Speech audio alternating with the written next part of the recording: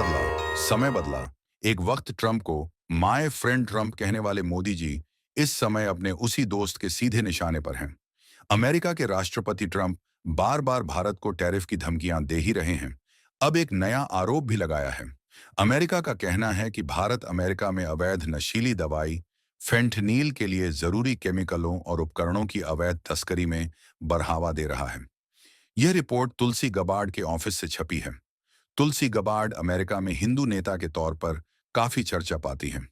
इस रिपोर्ट में अमेरिका का कहना है कि भारत इस पूरे मामले में एक स्टेट एक्टर की तरह काम कर रहा है, यानी इसमें भारत की सरकार भी शामिल है। अमेरिका ने इसमें चीन और भारत दोनों को जिम्मेदार ठहराया है। अमेरिका का आरोप है कि देश में अवैध रूप से फेंटनील बनाने के लिए जितने भी केमिकल्स की जरूरत होती है, भारत और चीन की सरकारें उसकी तस्करी में शामिल होती हैं।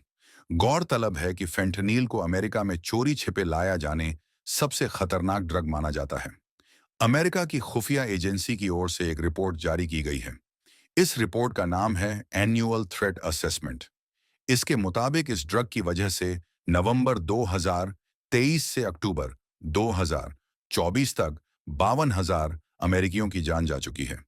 इस रिपोर्ट में साफ लिखा गया है कि चीन अवैध फेंटानिल प्रीकर्सर, रसायनों और गोली बनाने वाले उपकरणों का प्राथमिक स्रोत देश बना हुआ है, जिसके बाद भारत का स्थान है।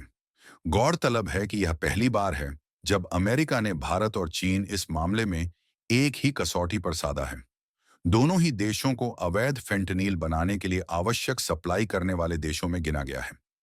पिछले साल की रिपोर्ट में भारत को केवल एक मामूली आपूर्तिकर्ता बताया गया था, वहीं चीन को प्राथमिक स्रोत बताया गया था।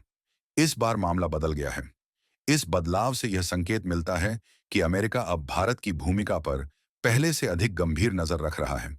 यह नई दिल्ली के लिए अलग तरह की कूटनीतिक और आर्थिक चुनौतियां खड़ी दीधी कर सकता है। यह मामला उस वक्त सामने आया है जब ट्रंप ने यह घोषणा की है, नशीली दवाइयों से छुटकारा पाना देश की राजनीतिक प्राथमिकता है। इससे देश की विदेश नीति भी प्रभावित होगी। इस महीने की शुरुआत में ही ट्रंप ने कहा था कि उनका प्रशासन तब तक चैन की सांस नहीं लेगा जब तक अमेरिका में हमेशा के लिए फेंटनील की दिक्कत खत्म नहीं हो जाती है। इस वजह से ट्रंप ने अमेरिका पर 1 फरवरी से 10% एक्स्ट्रा टैरिफ लगा दिया था। अमेरिका का कहना था कि चीन फेंटनील तस्करी रोकने के लिए पर्याप्त कदम नहीं उठाया रहा है। ट्रंप ने कनाडा और मेक्सिको पर 25% की एक्स्ट्रा ड्यूटी लगाई थी। ट्रंप का आरोप था कि इन दोनों देशों के पास सीमा पर सुरक्षा बरतने के लिए उपयुक्त बल नहीं है। ट्रंप ने पिछले दिनों 2 अप्रैल से भिन्न देशों के टैरिफ के जवाब में टैरिफ लगाने की धमकी भी दी थी। हालांकि भारत ने अमेरिका के साथ इस मामले में छूट लेने की पूरी कोशिश कर रहा है। हर तरह से अमेरिका के साथ एक हल निकालना चाह रहा है। इस वजह से भारत ने कुछ दिनों पहले अमेरिकी डिजिटल कंपनियों पर लगने वाली इक्विलाइजेशन लेवी को हटाने का फैसला भी लिया था। इस टैक्स को गूगल टैक्स भी कहा जाता है। ऑनलाइन विज्ञापन की सुविधा देने वाली बड़ी कंपनियों, मसलन गूगल और मेटा को 6% के हिसाब से यह टैक्स देना पड़ता था। भारत ने 1 अप्रैल से इसे हटाने की घोषणा की है।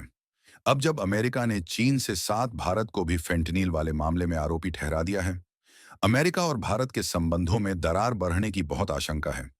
भारत पर लेवी या एक्स्ट्रा ड्यूटी का खतरा भी मंडरा रहा है। इसके साथ ही इससे भारत की दुनिया भर में छवि प्रभावित होने का खतरा भी सामने आ गया है। यहाँ कुछ सवाल फिर सिर उठाते हैं। तुलसी गबार्ड जब पिछले दिनों भारत आई थीं, तब उन्होंने ये मुद्दे क्यों नहीं उठाए थे?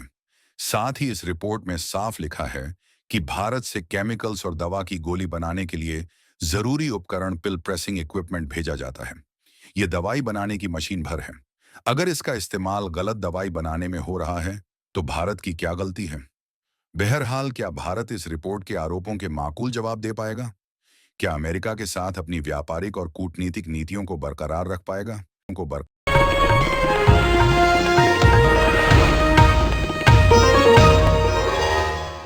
Copyright disclaimer under Section 107 of the Copyright Act 1976. Allowance is made for fair use for purposes such as criticism, comment, news reporting, scholarship, and research. Fair use is a use permitted by copyright statute that might otherwise be infringing.